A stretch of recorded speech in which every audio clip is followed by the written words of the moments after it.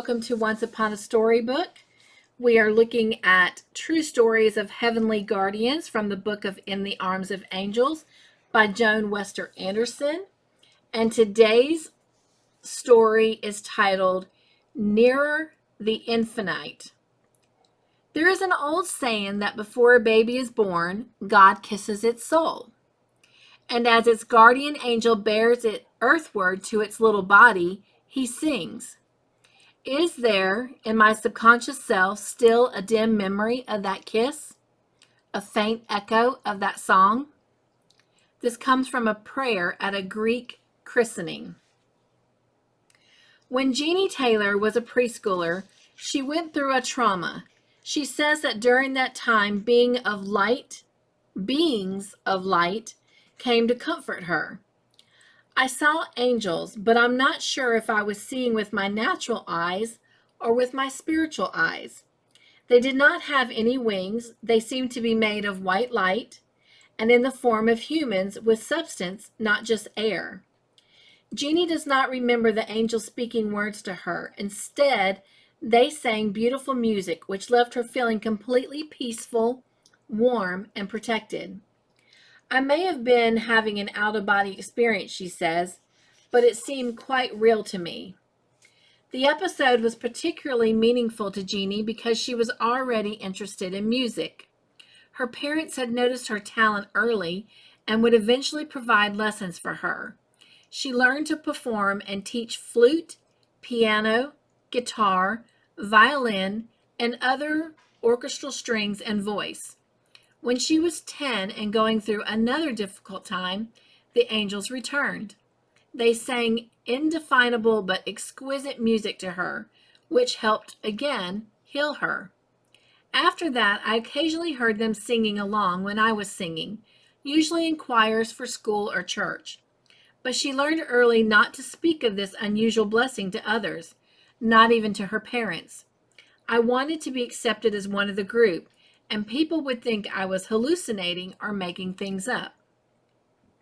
When she was 16, a car Jeannie was riding in rolled over onto a lake.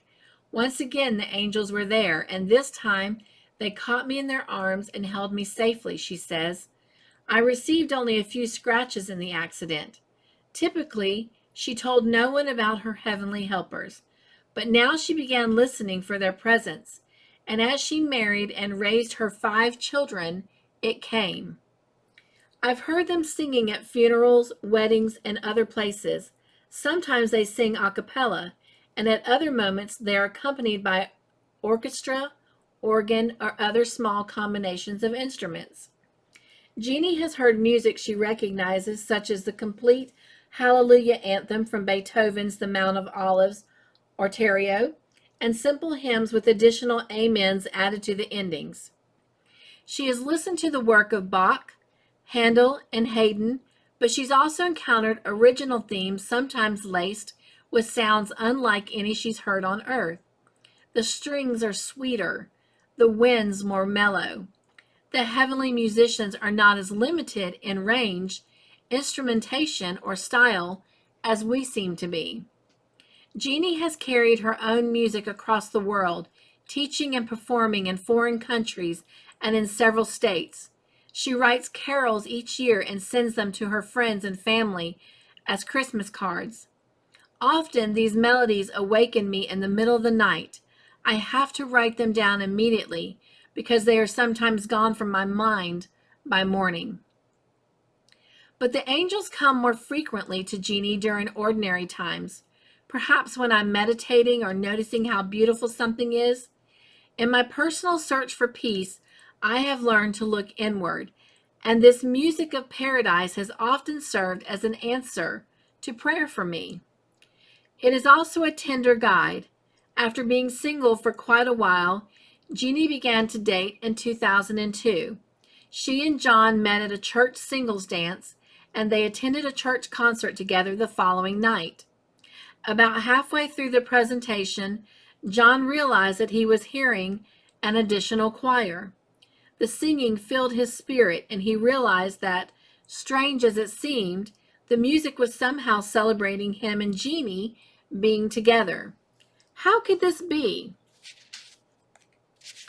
John was so moved that tears ran down his cheeks. Jeanie noticed but kept her composure until the two reached the parking lot. "You won't believe what happened," John bursted out. His story and the emotion it evoked was so similar to what Jeanie had often experienced that, risky as it was, she admitted her own experiences. The two knew that they had been touched in a miraculous way, and they began to fast and pray for guidance.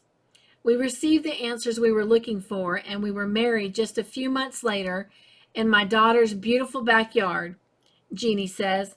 "I thought it was a perfect example of God's sense of humor, since it was John, not me, who heard the angels singing on our first date." Music is well said to be the speech of angels. Thomas Carlyle once remarked, "And it brings us near to the infinite." Jeanie agrees. It has blessed her life profoundly, although she cannot explain why it happens. "I'm not any more righteous or needy than anyone else. This music of the spheres brings me instant bliss, but it is not earned. It is a grace, and she is content to enjoy it when it comes." Well, thank you for joining me for Once Upon a Storybook as we read yet another angel story. I hope you enjoyed this, and I look forward to meeting you for our next one. Take care, everyone. Be joyful. See you soon. Bye.